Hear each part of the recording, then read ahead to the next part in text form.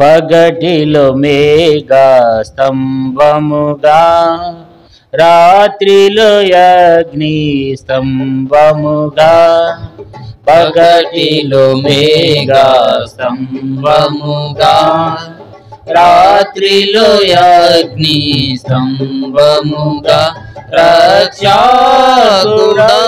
రక్షకుడవుగనుండి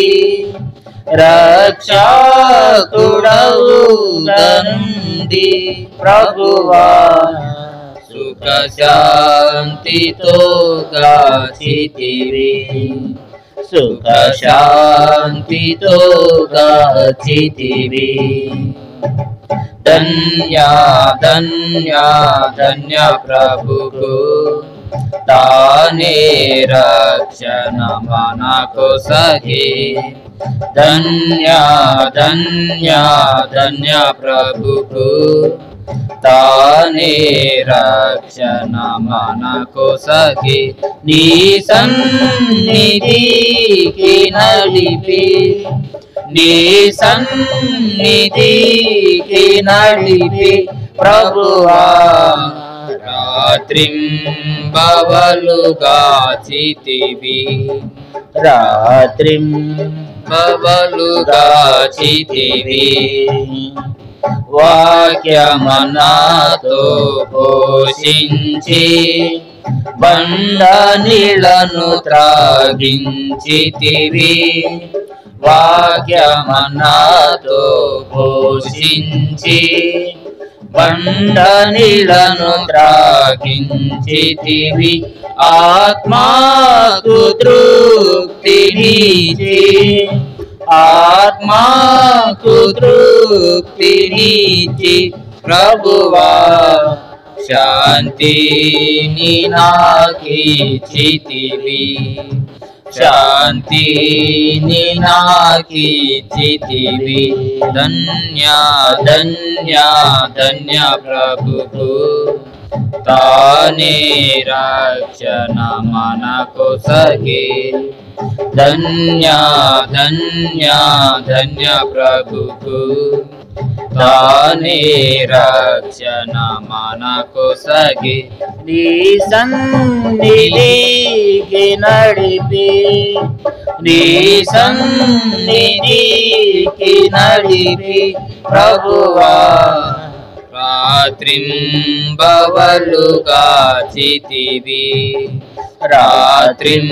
రాత్రింబవలుగా చితివి ఆత్మీయ సుందర హృదయములో ఆత్మా ప్రాణ శరీరములో ఆత్మీయ సుందర హృదయములో ఆత్మా ప్రాణ శరీరములు ఆత్మీయ జీవమొసగి ఆత్మీయ జీవమొసగి ప్రభువా ఆత్మాను మేల్కొల్పితివి ఆత్మాను మేల్కొల్పితివి ధన్య ధన్య ధన్య ప్రభుకు తానే రక్షణ మనకు సగే ధన్య ధన్య ధన్య ప్రభుకు తానే రక్షణ మనకు సగే నీ సన్నిధికి నడిపి నీ సన్నిధికి నడిపి ప్రభువా రాత్రింబవలుగా చితివి రాత్రింబవలుగా చితివి కానానులోనికి తెచ్చితివి పరిశుద్ధులతో చేర్చితివి కానానులోనికి తెచ్చితివి పరిశుద్ధులతో చేర్చితివి ప్రణుతించెదాను నిన్ను ప్రణుతించెదాను నిన్ను ప్రభువా సాగిలపడి పూజింతున్ సాగిలపడి పూజింతున్ ధన్య ధన్య ధన్య ప్రభువు తానే రక్షణ మనకు సగే ధన్య ధన్య ధన్య ప్రభువు తానే రక్షణ మనకు సగే నీ సన్నిధికి నడిపి నీ సన్నిధికి నడిపి ప్రభువా రాత్రింబవలుగా చితివి రాత్రింబవలుగా చితివి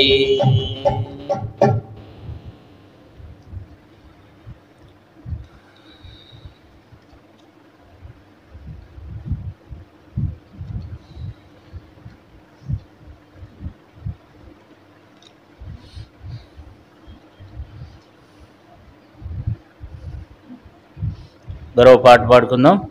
218వ పాట పాడుకుందాం. పాట సంఖ్య 218. పాత బడవస్కంలో 216. పాత బడవస్కంలో 216, కొత్త బడవస్కంలో 218.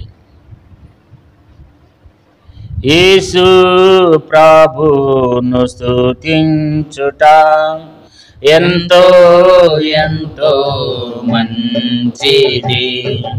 యేసు ప్రభువును స్తుతించుట ఎంతో ఎంతో మంచిది. మహోన్నతుడా నీ నామమును మహోన్నతుడా నీ నామమును స్తుతించుటాయే బహు మంచిది. స్తుతించుటాయే బహు మంచిది. హల్లెలూయా హల్లెలూయా హల్లెలూయా హల్లెలూయా హల్లెలూయా హల్లెలూయా హల్లెలూయా హల్లెలూయా. యేసు ప్రభువును స్తుతించుట ఎంతో ఎంతో మంచిది. యేసు ప్రభువును స్తుతించుట ఎంతో ఎంతో మంచిది. విలువైన రక్తము సిలువలో కాచి విలువైన రక్తము సిలువలో కాచి కలుషాత్ముల మమ్ము ప్రభు కడిగేను కలుషాత్ముల మమ్ము ప్రభు కడిగేను.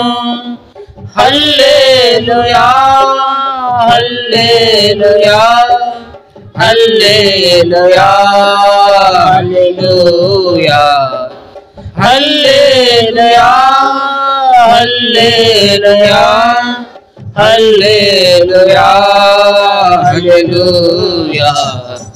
యేసు ప్రభువును స్తుతించుట ఎంతో ఎంతో మంచిది.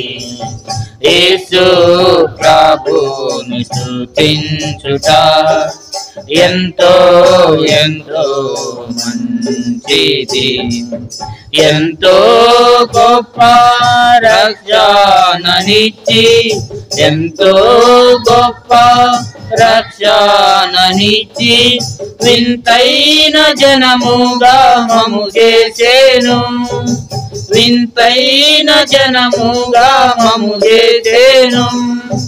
హల్లెలూయా హల్లెలూయా హల్లెలూయా హల్లెలూయా హల్లెలూయా హల్లెలూయా హల్లెలూయా హల్లెలూయా. యేసు ప్రభువును స్తుతించుట ఎంతో ఎంతో మంచిది. యేసు ప్రభువును స్తుతించుట ఎంతో ఎంతో మంచిది. మా శైలము మాకేదేము, మా శైలము మాకేదేము, మా కోటయు మా ప్రభువే, మా కోటయు మా ప్రభువే. హల్లెలూయా హల్లెలూయా హల్లెలూయా హల్లెలూయా హల్లెలూయా హల్లెలూయా హల్లెలూయా హల్లెలూయా. యేసు ప్రభువును స్తుతించుట ఎంతో ఎంతో మంచిది. యేసు ప్రభువుని స్తుతించుట ఎంతో ఎంతో మంచిది. ఉన్నత దుర్గాము రక్షణ శృంగాము, ఉన్నత దుర్గాము రక్షణ శృంగాము, రక్షించువాడు మన దేవుడే, రక్షించువాడు మన దేవుడే.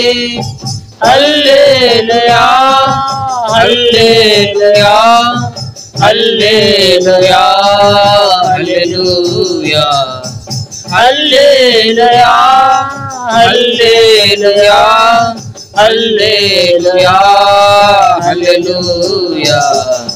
యేసు ప్రభువును స్తుతించుట ఎంతో ఎంతో మంచిది.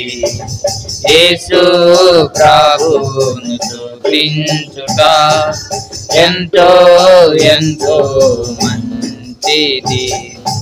అతి సుందరుడు అందరిలోన, అతి సుందరుడు అందరిలోన, అతి కాంక్షణీయుడు అతి ప్రియుడు, అతి కాంక్షణీయుడు అతి ప్రియుడు. హల్లెలూయా హల్లెలూయా హల్లెలూయా హల్లెలూయా హల్లెలూయా హల్లెలూయా హల్లెలూయా హల్లెలూయా. యేసు ప్రభువును స్తుతించుట ఎంతో ఎంతో మంచిది. యేసు ప్రభువును స్తుతించుట ఎంతో ఎంతో మంచిది. రాత్రింబవళ్ళు వేణోలతోను, రాత్రింబవళ్ళు వేణోలతోను స్తుతించుటాయే బహు మంచిది, స్తుతించుటాయే బహు మంచిది. హల్లెలూయా హల్లెలూయా హల్లెలూయా హల్లెలూయా హల్లెలూయా హల్లెలూయా హల్లెలూయా హల్లెలూయా. యేసు ప్రభువును స్తుతించుట ఎంతో ఎంతో మంచిది. యేసు ప్రభువును స్తుతించుట ఎంతో ఎంతో మంచిది.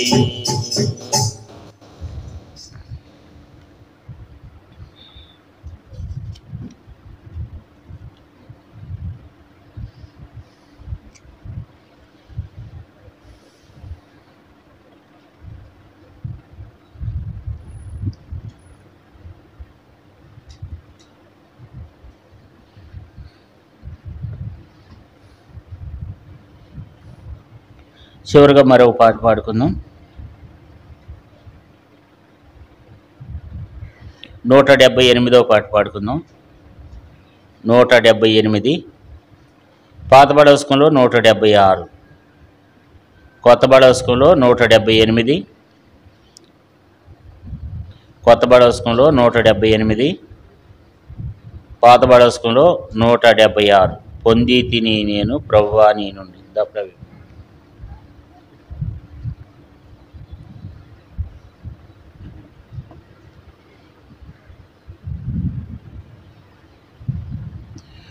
పొంది తిని నేను ప్రభువా నీ నుండి ప్రతి శ్రేష్ఠ ఈవిని ఈ భువి యందు. పొంది తిని నేను ప్రభువా నీ నుండి ప్రతి శ్రేష్ఠ ఈవిని ఈ భువి యందు.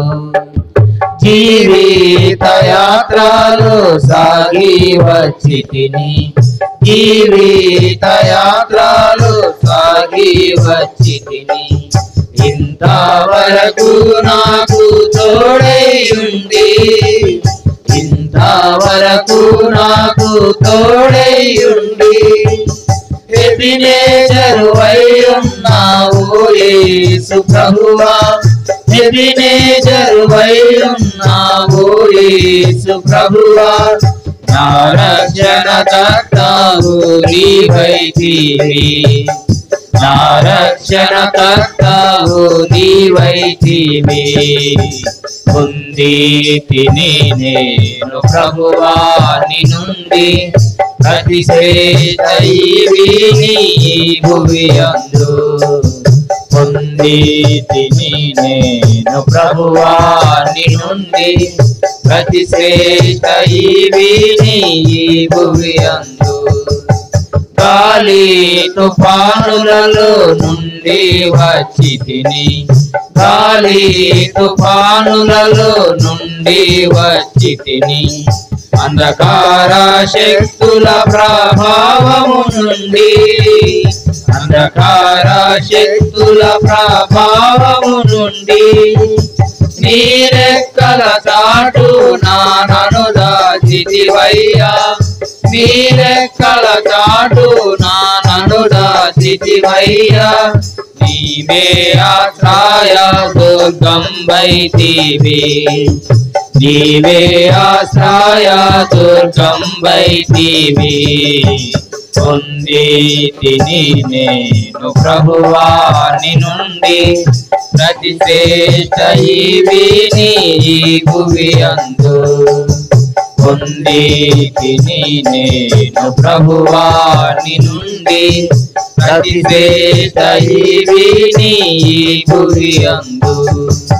కష్ట దుఃఖంబులు నాకు కలుగాక, కష్ట దుఃఖంబులు నాకు కలుగాక, నన్ను చేరాదీసి ఓదాచితివే, నన్ను చేరాదీసి ఓదాచితివే. భయభీతి నిరాశలయందు నా ప్రభువా, భయభీతి నిరాశలయందు నా ప్రభువా. బహుగా ధైర్యంబు నా కొసగితివి, బహుగా ధైర్యంబు నా కొసగితివి. పొంది తిని నేను ప్రభువా నీ నుండి ప్రతి శ్రేష్ఠ ఈవిని ఈ భువి యందు. పొంది తిని నేను ప్రభువా నీ నుండి ప్రతి శ్రేష్ఠ ఈవిని ఈ భువి యందు. నా దేహమందు నా ముళ్ళు నుంచితివి, నా దేహమందు నా ముళ్ళు నుంచితివి. సాతానుని దూడగా నలుగా కొట్టన్, సాతానుని దూడగా నలుగా కొట్టన్. వ్యాధి బాధలు బలహీనతలందు, వ్యాధి బాధలు బలహీనతలందు, నీ కృపను నాకు దయచేసితివి, నీ కృపను నాకు దయచేసితివి. పొంది తిని నేను ప్రభువా నీ నుండి ప్రతి శ్రేష్ఠ ఈవిని ఈ భువి యందు. పొంది తిని నేను ప్రభువా నీ నుండి ప్రతి శ్రేష్ఠ ఈవిని ఈ భువి అందు నీ ప్రేమ చేత ధన్యుడానైతిని నీ ప్రేమ చేత ధన్యుడానైతిని కృతజ్ఞతాస్తుతులు చెల్లించెదను కృతజ్ఞతాస్తుతులు చెల్లించెదను కష్ట పరీక్షలయందు నా ప్రభువా కష్ట పరీక్షలయందు నా ప్రభువా జయ జీవితము నాకు నేర్పించితివి జయ జీవితము నాకు నేర్పించితివి పొందితిని నేను ప్రభువాని నుండి అతి శ్రేష్ఠ ఈవిని ఈ భువి అందు పొందితిని నేను ప్రభువాని నుండి అతి శ్రేష్ఠ ఈవిని ఈ భువి అందు.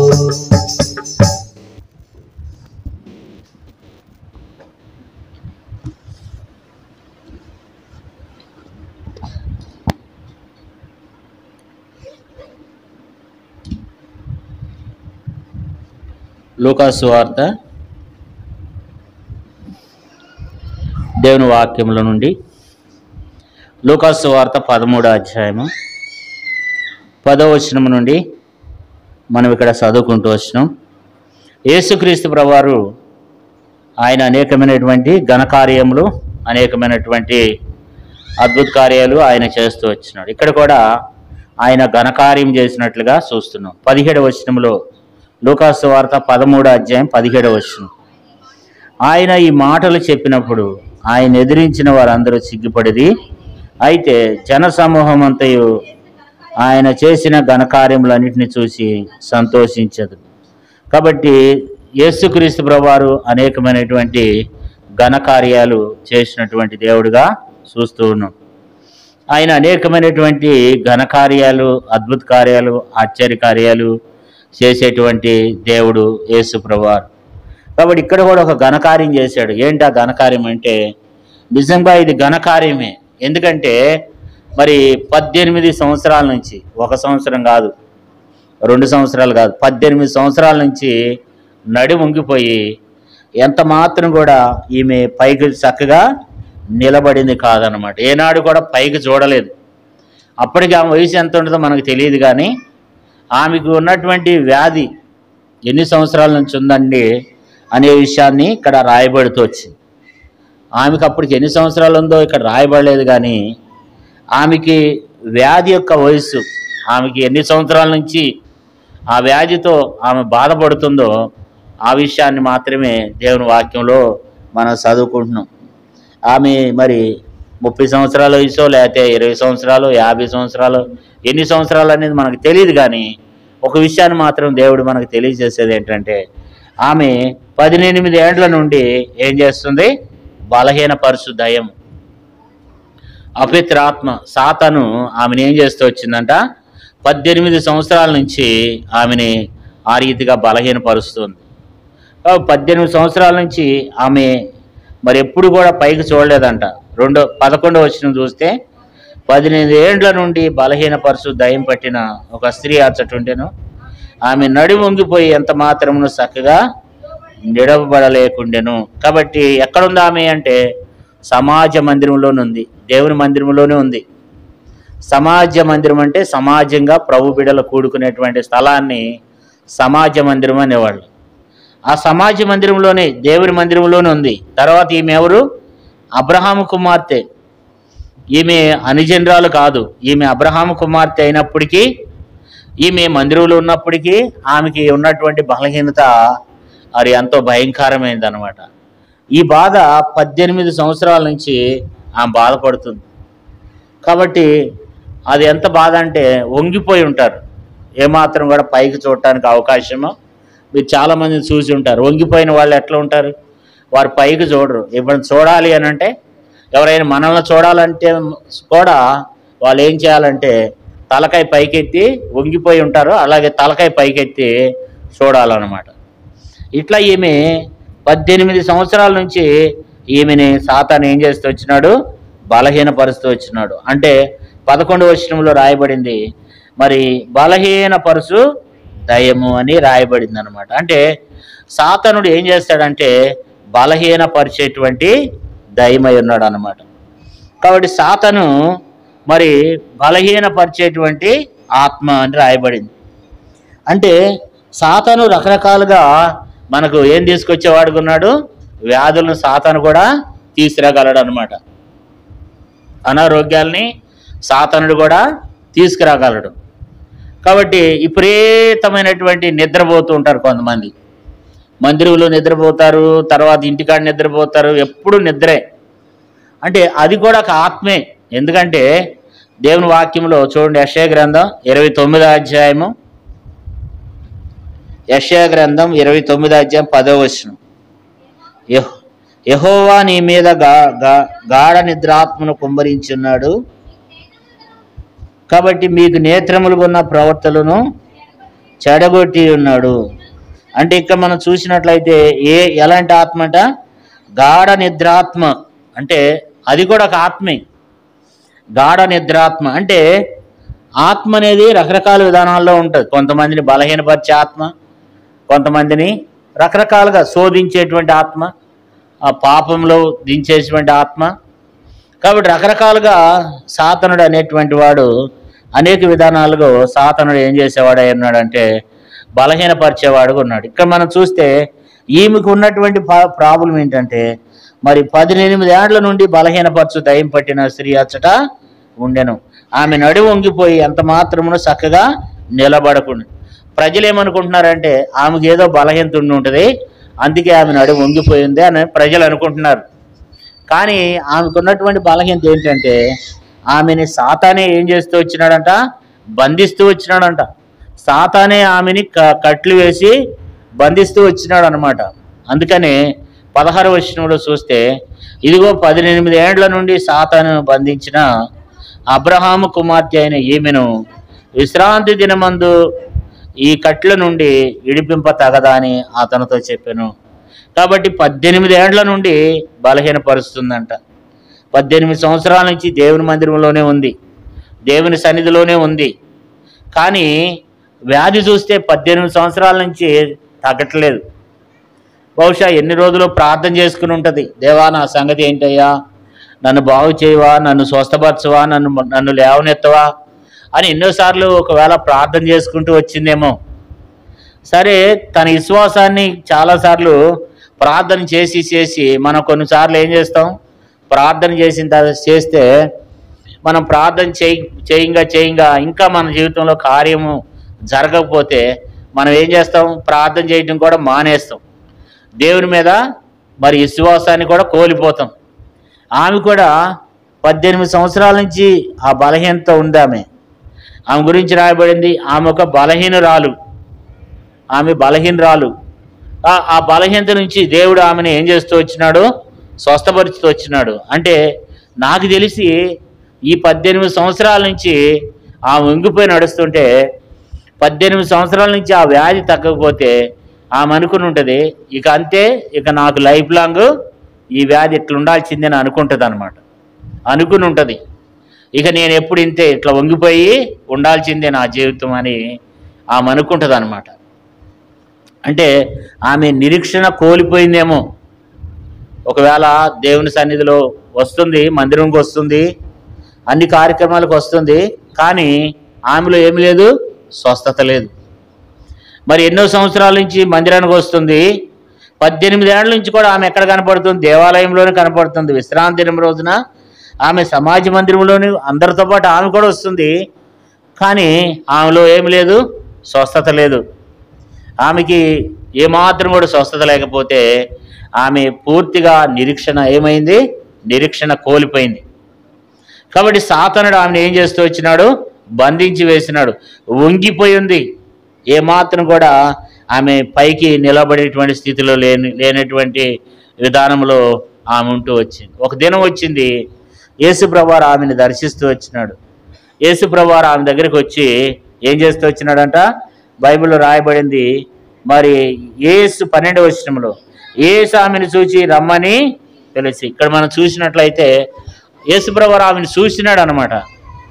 చాలా పర్యాయములు అనేక మంది దేవుడు నన్ను చూడలేదు అనుకుంటారు, కానీ యేసుప్రభువు ఆమెను చూసినాడు. యేసు ఆమెను చూచి 12వ వచనం రాయబడింది, యేసు ఆమెను చూచి రమ్మని పిలిచి, అమ్మా నీ బలహీనతల నుంచి విడుదల పొంది ఉన్నావని ఆమెతో చెప్పాను. కాబట్టి ఇక్కడ మనం చూస్తే యేసుప్రభువు ఆయన దగ్గరకు వచ్చినాడు. దగ్గరకు వచ్చి ఆమెను చూస్తూ వచ్చినాడు. చూడటమే కాదు, ఏమని పిలుస్తున్నాడు? అమ్మా అని పిలిచినాడు అనమాట. యేసుప్రభువు నిజంగా అనేక మందిని అమ్మా అని పిలిచినాడు అనమాట. బైబిల్లో చాలా సందర్భాల్లో యేసుప్రభువు తన తల్లిని అమ్మని పిలిచినాడు. తర్వాత మధ్యలేని మరియాని అమ్మని పిలిచినాడు. బావి దగ్గర ఉన్న సమరీ స్త్రీని కూడా ఏమని పిలిచాడు? ఆయన అమ్మ అని పిలిచినాడు.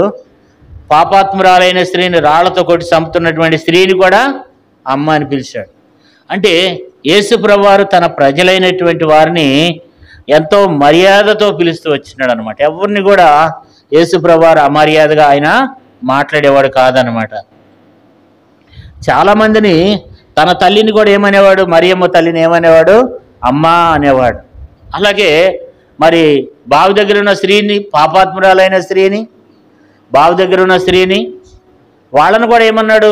పాపాత్ములు అయినటువంటి వాళ్ళు పాపంలో జీవిస్తున్నటువంటి వ్యక్తులను కూడా అమ్మ అనే పిలిచాడు అనమాట. కారణం ఏంటంటే అది ఆయనలో ఉన్నటువంటి గొప్పతనం అన్నమాట, ఆయనలో ఉన్నటువంటి ఆ మంచితనం అది. కాబట్టి దేవుడు అలాంటి వాడు. ఆయన పరిశుద్ధుడై ఉండి ఆయన ఏం చేస్తూ వచ్చినవాడు? ఆయన పాపుల్లో జీవిస్తూ, పాపుల్లోనే భూమి మీద జీవిస్తూ వచ్చినాడు. ఎందుకంటే పాపులను ఏం చేయాలనుకున్నాడు? పరిశుద్ధులుగా చేయాలనుకున్నాడు. యేసుప్రభువు పాపాన్ని ఏం చేస్తాడు? పాపాన్ని ద్వేషించి మరి పాపిని ప్రేమించేవాడుగా ఉన్నాడు. పాపాన్ని ద్వేషిస్తాడు, పాపిని ఏం చేస్తాడు? ఆయన ప్రేమించేవాడుగా ఉన్నాడు. కాబట్టి ఆమె యొక్క జీవితంలో మరి ఆయన ఆమెతో మాట్లాడుతూ వచ్చినాడు, ఆమెను గమనిస్తూ వచ్చినాడు. అక్కడ అనేక మంది ఉన్నారు, కానీ ఆమెతోనే మాట్లాడుతూ వచ్చినాడు అనమాట. ఆమెతో మాట్లాడి అమ్మా అని పిలుస్తూ వచ్చినాడు. యేసు ఆమెను చూచి అమ్మా అని పిలిచి, అమ్మా నీ బలహీనత నుంచి విడుదల పొంది ఉన్నావని ఆమెతో చెప్పాను. 13వ వచనం చూస్తే అక్కడ ఆమె మీద చేతులు ఉంచగానే ఆమె చక్కగా నిలబడి దేవుని మహిమపరచను. ఇక్కడ మనం చూసినట్లయితే ఆమె దేవుణ్ణి మహిమపరుస్తూ వచ్చింది, దేవుని గణపరుస్తూ వచ్చింది. దేవుడు చేసిన కార్యములకు, దేవుడు చేసిన మేలులకు మనం ఏం చేయాలంటే కొంచెం పిల్లలను కొంచెం బయటికి తీసుకెళ్ళడం. ఆమె ఏం చేస్తూ వచ్చిందంటే ఆమె మరి అంతగా ఆమెలో ఉన్నటువంటి బలహీనతను యేసయ్య చూస్తూ వచ్చినాడు. ఆమె ఇప్పుడు దేవుడు ఆమెను బాగు చేయగానే ఆమె ఏం చేస్తూ వచ్చింది? దేవుణ్ణి మహింపరిచింది. 13వ వచనం చూడండి, ఆమె మీద చేతులు ఉంచగానే ఆమె చక్కగా నిలబడి దేవుణ్ణి మహింపరచను. దేవుణ్ణి ప్రతి ఒక్కరు ఏం చేయాలి? మహింపరచాలి. ఈ ఉదయకాల సమయంలో కూడా ఆరాధించడానికి వచ్చినటువంటి మనం అందరం కూడా ఏం చేయాలంటే దేవుని మనము మహింపరిచే బిడ్డలమై ఉండాలి, దేవుని గణపరిచే బిడ్డలమై ఉండాలి. దేవుడు మనకిచ్చిన స్వస్థతను బట్టి దేవుణ్ణి మహింపరచాలి. తర్వాత దేవుడు మనకు చేసిన మేలుని బట్టి, దేవుడు మనకిచ్చిన తలాంతులను బట్టి, దేవుడు మనకిచ్చిన జ్ఞానాన్ని బట్టి, దేవుడు మనకిచ్చినటువంటి ఏవైతే దేవుడు మనకిచ్చినాడో వాటన్నిటిని బట్టి దేవుణ్ణి మనం ఏం చేయాలంటే దేవుని మహింపరిచే వారమై ఉండాలన్నమాట. దేవుడు మన ఎద్దు నుండి ఏం కోరుకుంటున్నాడంటే మన ఎద్దు నుండి ఆయన మహింపరచబడాలని కోరుకుంటున్నాడు. అసలు మానవాళ్ళు సృష్టించిందే ఎందుకు దేవుడు అంటే మన ద్వారా ఆయన మహిమ తెచ్చుకోవాలని, మన ద్వారా దేవునికి మహిమ రావాలని దేవుని యొక్క ఉద్దేశం. కాబట్టి దేవుడు మనుషులను సృష్టించింది ఎందుకంటే ఆయన మహింపరచడానికే. యెషయా గ్రంథం 43వ అధ్యాయము 7వ వచనం చూడండి. యెషయా గ్రంథం 43వ అధ్యాయం 7వ వచనం, నా మహిమ నిమిత్తం నేను సృజించిన వారిని, నా నామము పెట్టబడిన వారందరినీ తెప్పించుము, నేనే వారిని కలగజేసి తిని వారిని పుట్టించేవాడని నేనే అంటున్నాడు. అంటే దేవుడు ఎందుకు మనుషులను సృజించాడంటే నా మహిమ నిమిత్తం నేను వారిని సృజించి తిని అంటాడు అనమాట.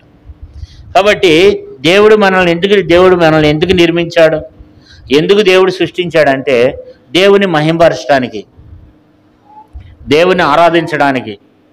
ఎవరు కూడా మౌనంగా ఉండకూడదు, దేవుణ్ణి ఆరాధించాలి. ఆమె ఏం చేస్తూ వచ్చింది? ఆ మెడల దేవుడు చేసిన మేలుకు ఆమె దేవుణ్ణి ఆరాధిస్తూ వచ్చిందనమాట. కాబట్టి దేవుడు కూడా ఇక్కడ ఏమంటాడంటే చూడండి, యెషయా గ్రంథం 43వ అధ్యాయము 21వ వచనం. నా నిమిత్తము నేను నిర్మించిన జనులు నా స్తోత్రములు ప్రచురము చేయుదురు. అంటే దేవుడు ఎందుకు నియమించినాడు అంటే దేవుడు తన మహిమ నిమిత్తము ఏర్పరచుకున్నాడు. తనను ఆరాధించడానికి, తనను మహింపరచడానికి దేవుడు మనల్ని ఏర్పరచుకున్నట్లుగా దేవుని వాక్యంలో మనం చదువుకుంటూ ఉన్నాం. కాబట్టి ఆయన మహిమ నిమిత్తమే దేవుడు నన్ను మనల్ని ఏర్పరచుకున్నాడు. కాబట్టి ఆయన మహింపరుస్తూ ఉండాలి. మనం ఏది చేసినప్పటికీ, మనం ఎక్కడున్నప్పటికీ దేవుణ్ణి మనం ఏం చేయాలంటే మనము మహింపరచాలన్నమాట. దేవుణ్ణి ఘనపరిచే బిడలంగా నీవునే మనం కలిగి ఉండాలని దేవుడు కోరుకుంటున్నాడు. కాబట్టి ఆయన మనం ఏం చేయాలంటే ఎక్కువ శాతం మనం ఆయన్ని మహింపరిచే బిడలంగా మనం కలిగి ఉండాలి. మరి 1 కొరింథీయులకు రాసిన పత్రికలు ఏమంటున్నాడు చూడండి. 1 కొరింథీ 10వ అధ్యాయము 31వ వచనం.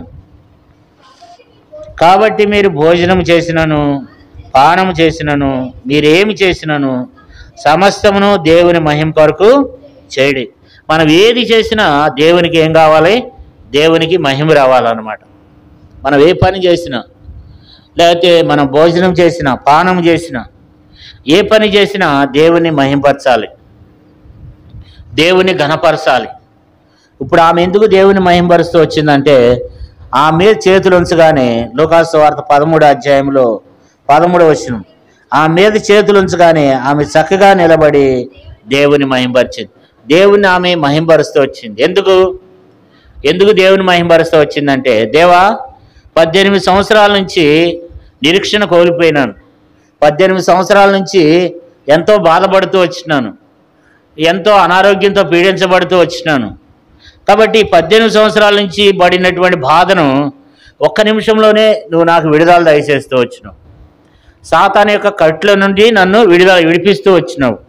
16వ వచనంలో లూకాసు వార్త 13:16, ఇదిగో 18 ఏండ్ల నుండి సాతాను బంధించిన అబ్రహాము కుమార్తె అయిన ఈమెను విశ్రాంతి దినమును ఈమె కట్ల నుండి విడిపింపదగదా అని అతనితో చెప్పాను. కాబట్టి ఇక్కడ చూసినట్లయితే 18 ఏండ్ల నుండి సాతాను ఏం చేస్తూ వచ్చిందంటే ఆమెని బంధిస్తూ వచ్చింది. కాబట్టి ఆమెను సాతాను బంధించి వేసినాడు. ఆమె సాతాను యొక్క కట్ల నుండి దేవుడు ఆమెను విడిపిస్తూ వచ్చినాడు.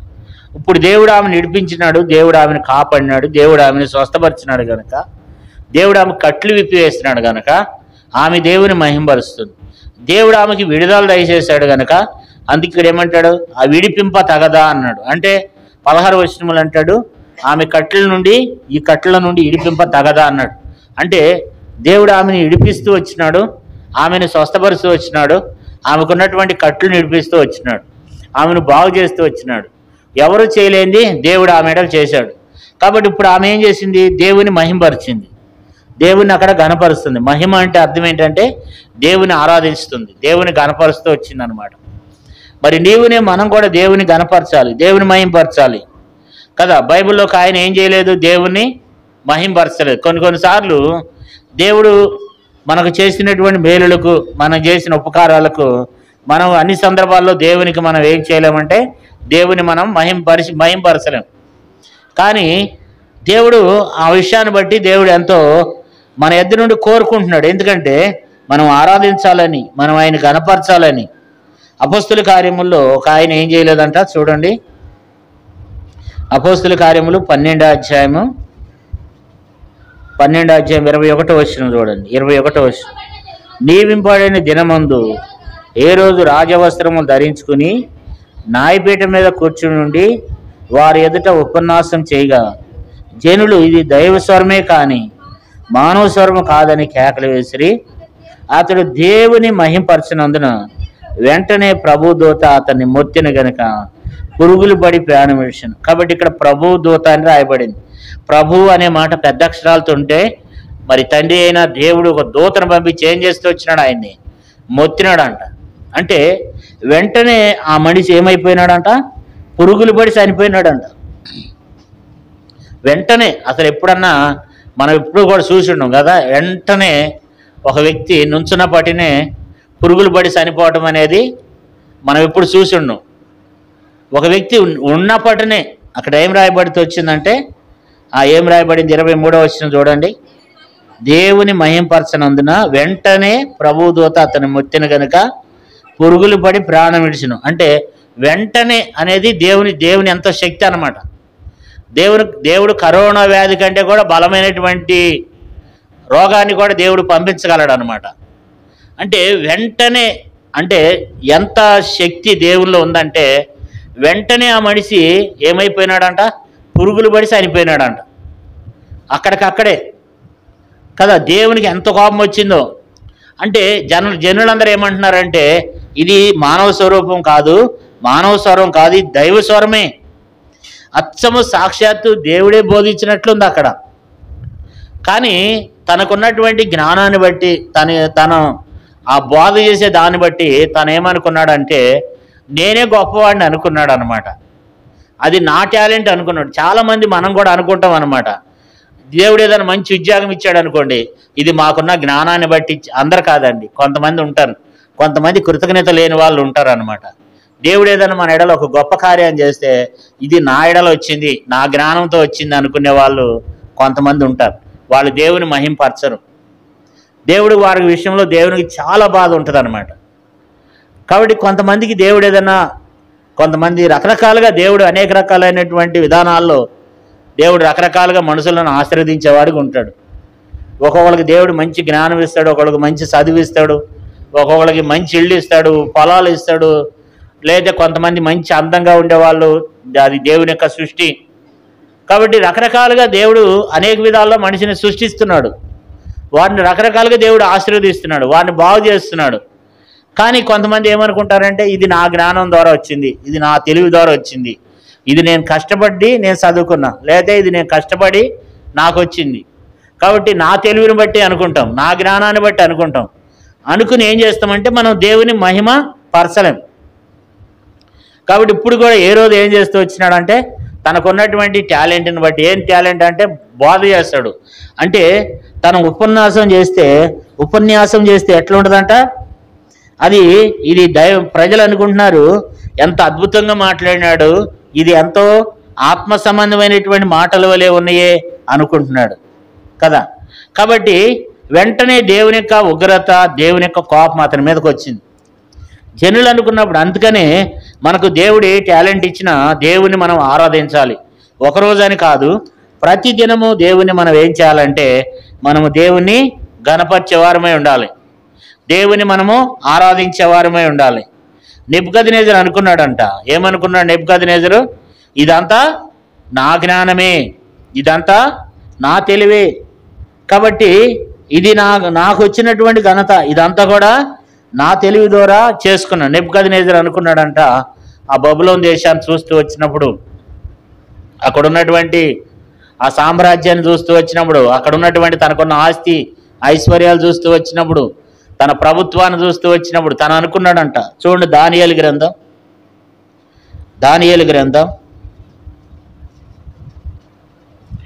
4వ అధ్యాయము 29వ వచనం. దానియేలు గ్రంథం 4:29. 12 నెలలు గడిచిన పిమ్మట అతడు తన రాజధానియగు బబులోను రోజు నగరనందు సంచరించుండగా, రాజు బబులోనును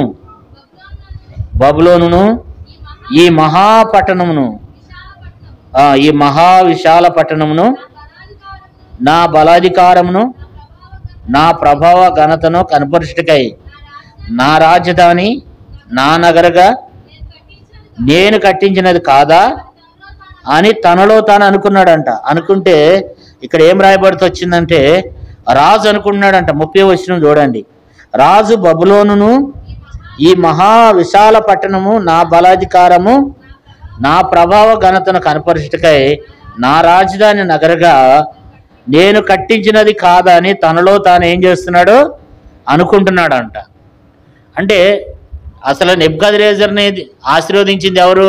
దేవుడు. తనను రాజుగా చేసింది ఎవరు? దేవుడు. కానీ తను ఏం చేస్తున్నాడు?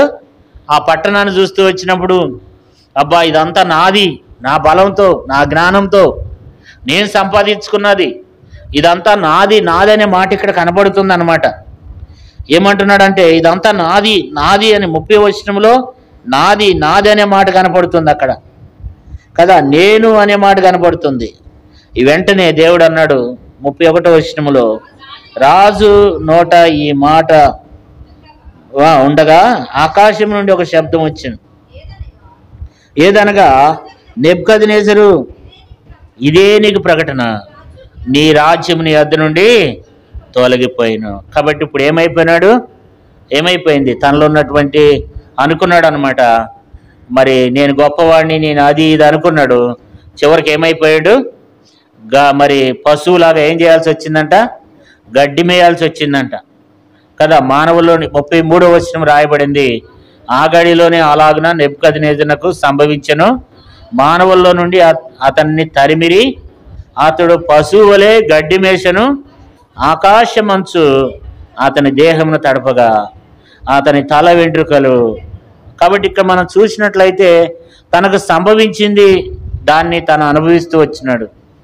అంటే తనలో ఉన్నటువంటి గర్వము, అంటే 37వ వచనంలో ఆయనే చెప్తున్నాడు చూడండి, ఎలాగూ నెబుకద్నెజరు నేను పరలోకపు రాజు యొక్క కార్యములన్నీ సత్యములు, ఆయన మార్గములు న్యాయములై ఉన్నవని గర్వముతో నడుచు వారిని ఆయన అనపశక్తుడనియు ఆయన స్తుతించు కొనియాడుచు గనపరుచున్నాను.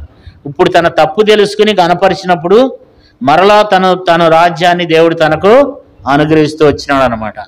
కారణం ఏంటంటే మనకు దేవుడిచ్చినటువంటి వాటిని ఏదైతే దేవుడు మన ఎడల చేసినాడో వాటిని బట్టి మనం దేవుణ్ణి మహింపరచాలి కదా. కాబట్టి యేసుప్రభువారు 12 మందిని ఏం చేశాడు? యేసుప్రభువారు 10 మంది కుష్ఠరోగులను బాగు చేశాడు. లూకాసు సువార్తలో 17వ అధ్యాయంలో 10 మంది కుష్ఠరోగుల్ని బాగు చేశాడు. బాగు చేస్తే ఎంతమంది తిరిగి వచ్చారు?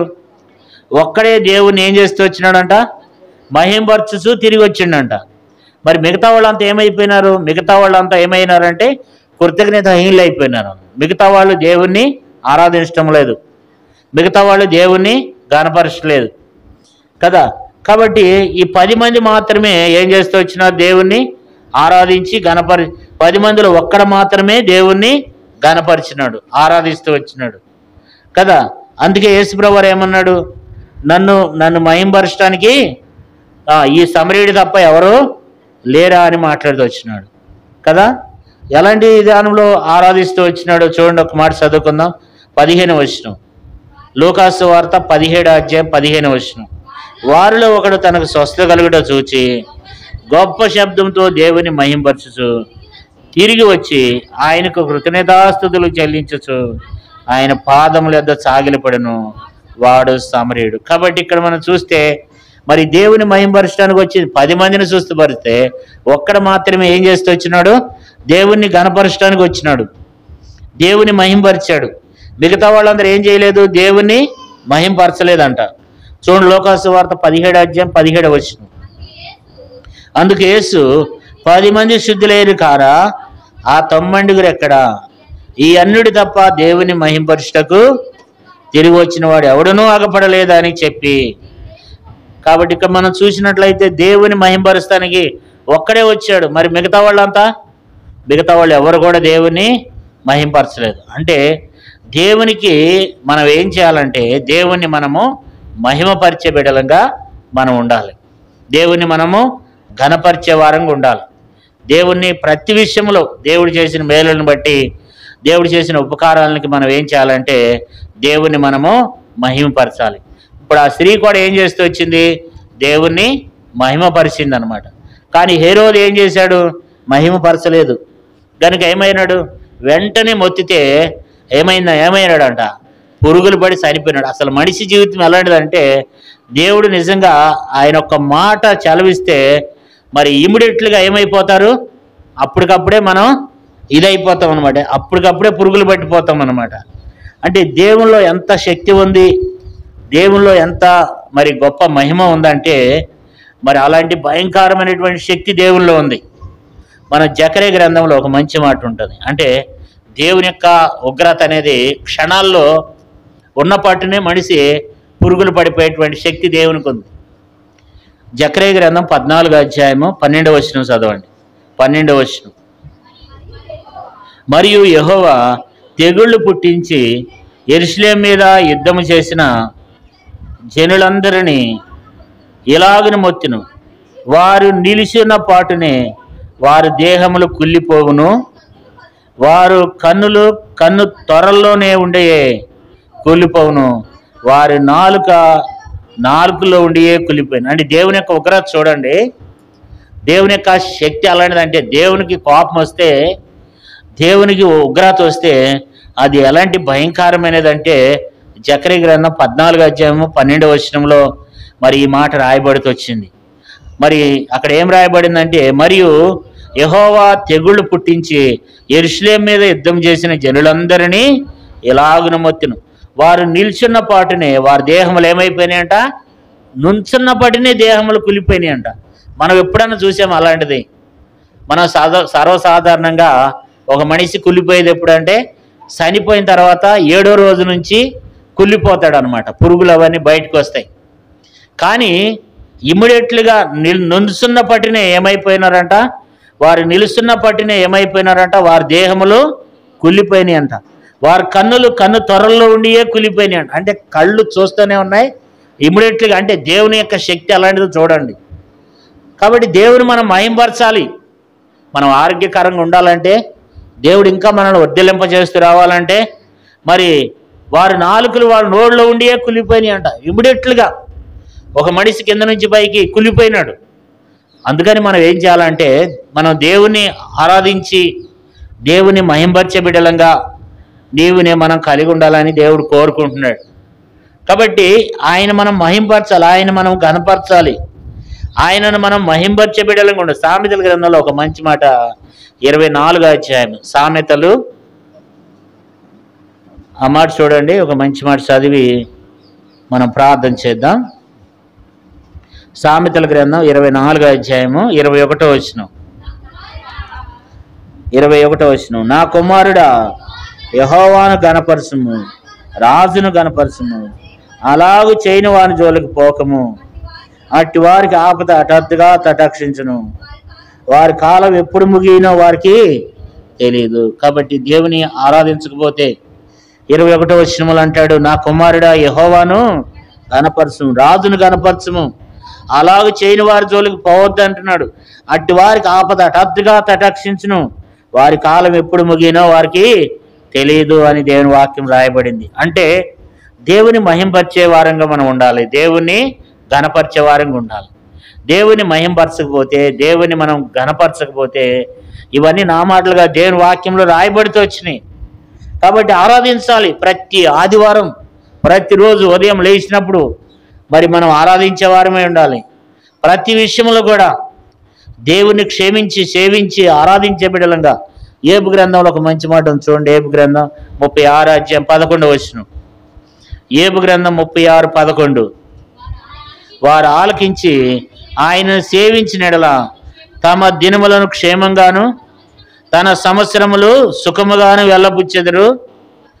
వారు ఆలకింపని ఎడల వారు బాణముల చేత కూలి నశించెదరు, జ్ఞానము లేకే చనిపోదురు అని రాయబడింది. అంటే మరి దేవుని ఆరాధించేవారు ఏం చేయాలి? ఆరాధించాలి. వారు ఆలకించి ఆయన సేవించనెడల తమ దినములు క్షేమంగా, ఆయన సేవించినెడల దేవుణ్ణి సేవించాలి. సేవించకపోతే ఏమైందంట?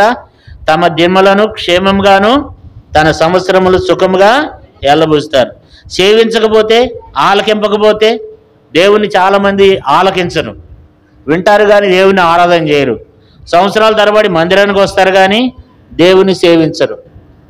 దేవుని సేవించేవారు ఎట్లా ఉంటారంటున్నాడు 11వ వచనంలో, వారు ఆలకించి ఆయన్ని సేవించినెడల. కాబట్టి నువ్వు క్షేమంగా ఉంటావు, నీ దినములో క్షేమంగాను నీ సంవత్సరములను సుఖముగా ఎలబూస్తావంట.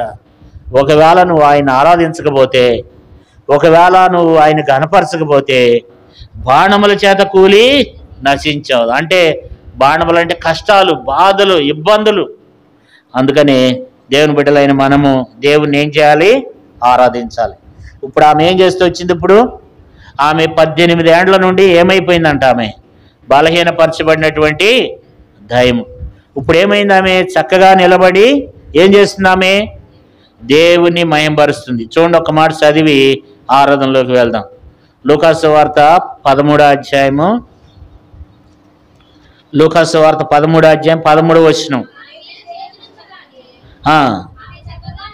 ఆమె చక్కగా నిలబడి దేవుని మహిమపరచెను. కాబట్టి ఇక్కడ ఆమె చక్కగా నిలబడి దేవుని మహిమపరుస్తూ వచ్చింది.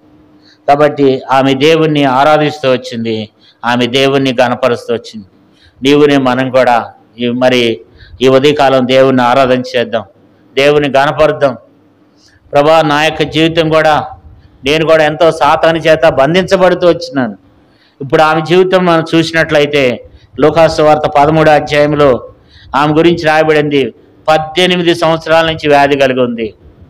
సాతాను ఆమెను 18 సంవత్సరాల నుంచి ఆమెను బలహీనపరిచినాడు. భయంకరమైన బలహీనతతో ఉంది. నిరీక్షణ కూడా కోల్పోయి ఉండొచ్చు.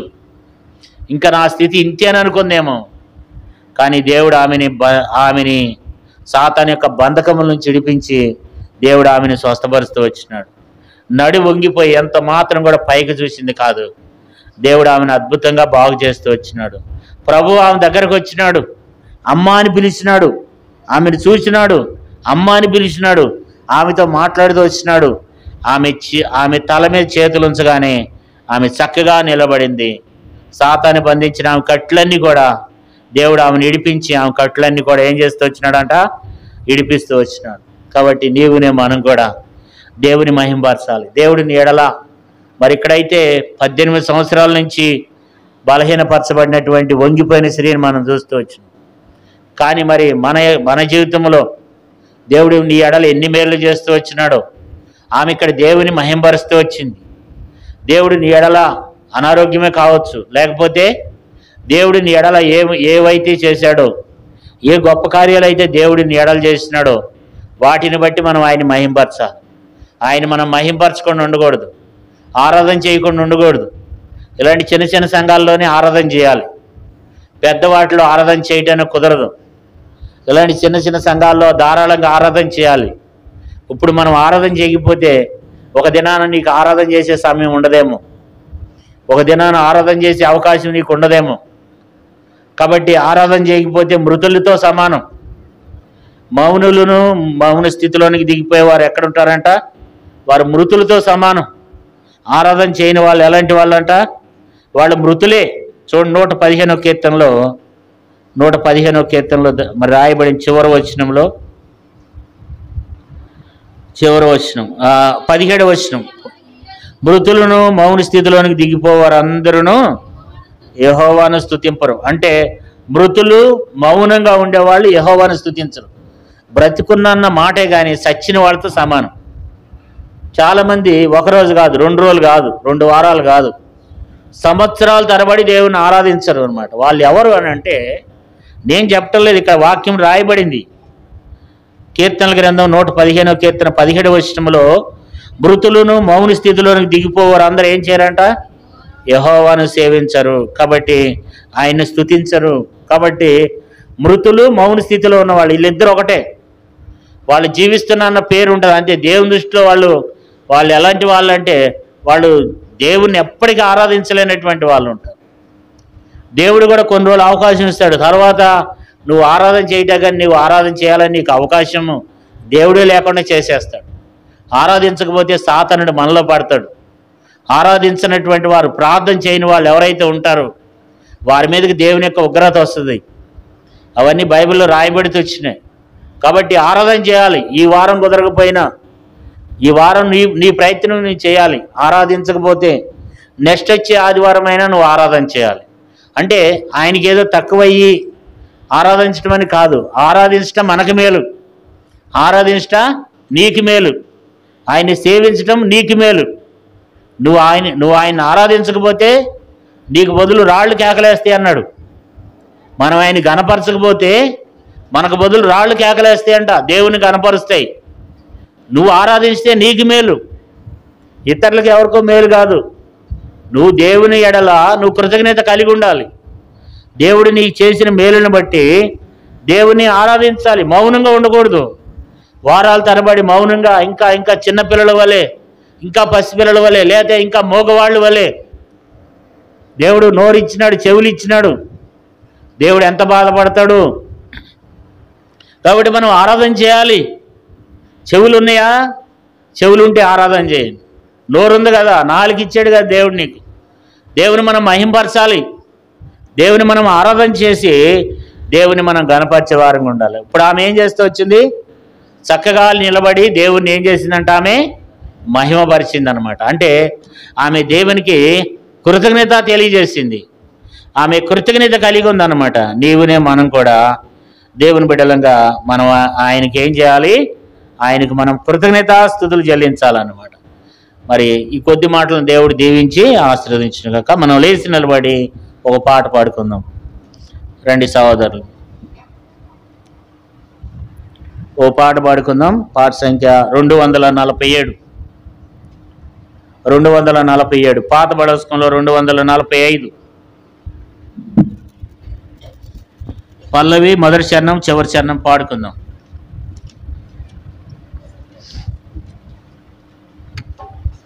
రెండు 247 పాత బడస్కంలో 245. కృతజ్ఞతన్ తల వంచి నాదు జీవం అర్పించు.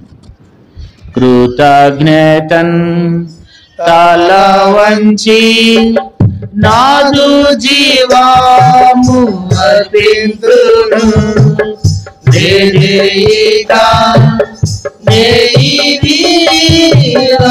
అర్పింతును నన్నే నీకు, అర్పింతును నన్నే నీకు. దూరమైతి నీ ప్రేమ మరచి నేరేటి నీ గాయములు. దూరమైతి నీ ప్రేమ మరచి నేరేటి నీ గాయములు. దూరముగా ఇకడెల్లా చాలా కూర్చుండేదా నీ చెంతని. దూరముగా ఇకడెల్లా చాలా కూర్చుండేదా నీ చెంతని. కృతజ్ఞతన్ తల వంచి నాదు జీవము అర్పింతును.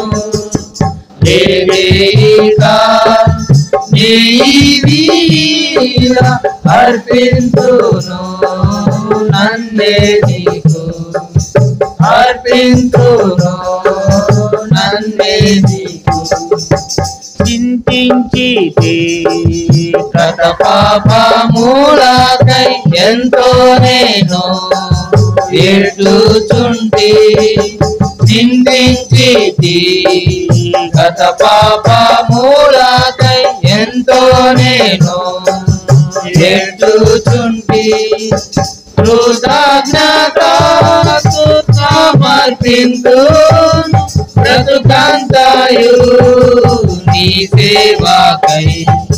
కృతజ్ఞతతో సమర్పింతును బ్రతుకంతయు నీ సేవకై.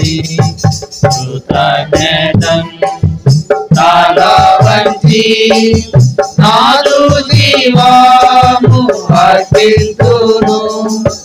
లేక నీవీల అర్పింతును నన్నే నీకు, అర్పింతును నన్నే నీకు.